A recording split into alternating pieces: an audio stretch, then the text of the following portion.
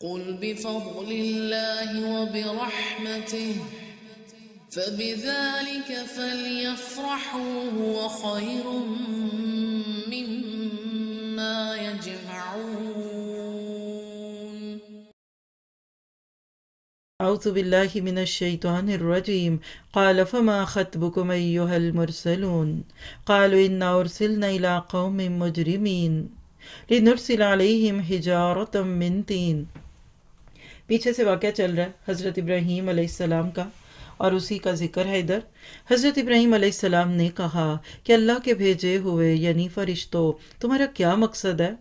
تمہاری مہم کیا ہے؟ انہوں نے جواب دیا کہ ہم گناہ گار قوم کی طرف بھیجے گئے ہیں تاکہ ہم ان پر مٹی کے کنکر برسائیں، اشارہ ہے قوم لوط کی طرف، جو تیرے رب کی طرف سے نشان زدہ ہیں، اور ان حد سے گزر جانے والوں کے لیے۔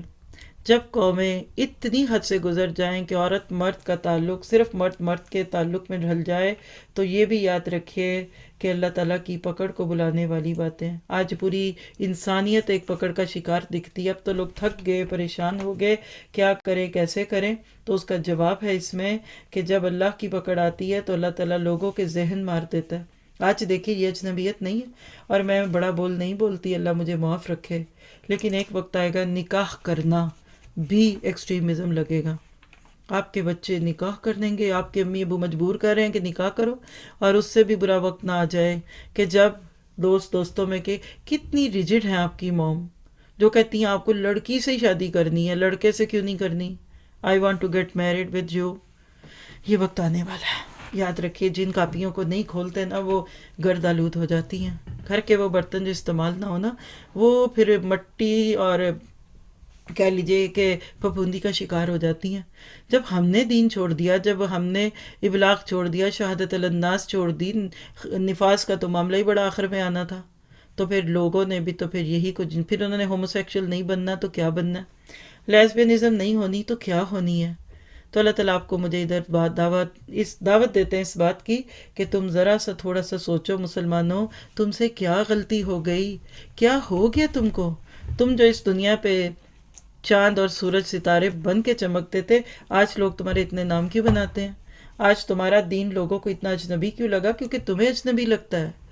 اور پھر کیا ہوا؟ بس جتنے ایماندار وہاں تھے ہم نے ان کو نکال لیا۔ یاد رکھیے آج اگر آپ قرآن سے جڑے ہوئے ہیں نا تو آپ کی آنے والی نسلوں کو کوئی خطرہ نہیں ہے۔ وہ اس دور کے وہی لوگ ہوں گے جن کو اللہ بچائے گا، شرط ہے کہ آج سے ان کو بھی خود کو سچا اور پیور دین دیجیے، علم دیجیے۔ اور خاص طور پہ آپ دیکھیے کہ جو سورہ زاریات ہے نا قرآن پاک میں کچھ ایک ٹون کی صورتیں، مثلا زاریات، مرسلات، عادیات، صافات، نازیات، ایک ٹون ہے، ایک ردمک صورتیں ہیں، اور ان سب کا ٹاپک آخرت ہے، پھیلانے والیاں۔ کیسے اللہ تعالیٰ نے پچھلے پارے میں جو اس صورت کا ہم نے حصہ پڑھا اس میں پیغام دے دیا کہ تم ذرا سا اس کائنات میں اللہ کی مرضی کے مطابق چل کے تو دیکھو۔ اپنا ایک پیکج دیا اللہ تعالیٰ نے کہ کیسے مومن کے روز و شب ہوتے ہیں، کس طرح سے وہ کانوا قلیلا من اللیل ما یہجعون وبالاسحار هم یستغفرون وفی اموالہم حق للسائل والمحروم۔ اتنے خوبصورت انسانوں کی زندگی میں جب یہ کتاب آ جاتی ہے تو سونے پہ سہاگا ہو جاتا ہے۔ تو اللہ تعالیٰ یہاں آپ کو مجھے دعوت دیتے ہیں کہ ہم نیت کریں، ارادہ کریں۔ کائنات کی ایک ایک چیز مصروف ہے، زاریات بھاگ رہی ہے، مصروفیت، کائنات ایکٹیو ہے، تم کیوں ڈی ایکٹیو ہو؟ کائنات چست ہے، تم کیوں سست ہو؟ کائنات ہر وقت کسی کام میں مصروف ہے، تم بھی دوسروں کو فائدہ دو، وہ فائدہ دے رہی ہے، تم کیوں نہیں دیتے؟ تو کیا پتہ چلا کہ جب مسلمان واقعی ہواؤں کی طرح پھرتے تھے اور سائے ہون اور سائے ہاتھ تھے تو دنیا میں ہومو سیکشولیٹی نہیں تھی۔ یہ گندگیاں دن بدن بڑھتی جائیں گی کیونکہ کام نہیں کر رہے۔ دیکھیے صفائی والے ایک ہفتہ اسٹرائک کر دیں تو شہر کا کیا حال ہو۔ وہ ملک جہاں الحمدللہ سکون سے رہتے ہیں وہاں کی بھی سڑکیں خراب ہو جائیں۔ آج امت مسلمہ نے کام چھوڑا ہوا ہے کیونکہ اور کام بڑھے ہیں نا، ذاتی زندگی کے تقاضے اتنے بڑھ گئے کہ کون ان چیزوں کو لے کر چلے۔ تو یقین کر لیجئے آج سے فرام ٹوڈے 18 مئی 2020 11:18 ہوئے ہیں میرے پاس یوکے میں، آج سے نیت کیجئے کہ میں نے کام کرنا ہے، نسلوں کو ساتھ لے کر چلیے۔ دیکھیے آپ کا گھر کتنی جلدی صاف ہوتا ہے، پھر گلی، پھر محلہ، پھر اپنے اپنے علاقے میں کوششیں کیجیے، ان گندگیوں سے نکالیے، لکھ کر بات کریں، لاجک میں بات کریں، حکومتوں تک بات پہنچائیں اگر آپ چاہتے ہیں کہ آپ کے بچے ہومو سیکشول نہ ہو جائیں۔ اور پھر اس کے بعد تو بات اس تک نہیں رہنی، بات تو اس سے آگے بھی ہے، لیکن اس کے لیے یقین محکم عمل پہ ہم محبت فاتح عالم اس مصرے پہ عمل کرنا پڑے گا۔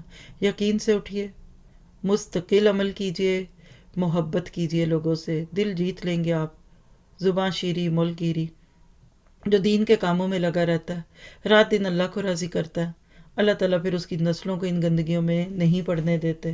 نیند کی قربانی دیجیے، سستیوں کو چھوڑیے، اپنی روٹین ٹھیک کیجیے، اپنے بچوں کو ساتھ لے کر نکلیے، پھر دیکھیے آپ کے میرے ساتھ کیا معاملہ ہوتا ہے۔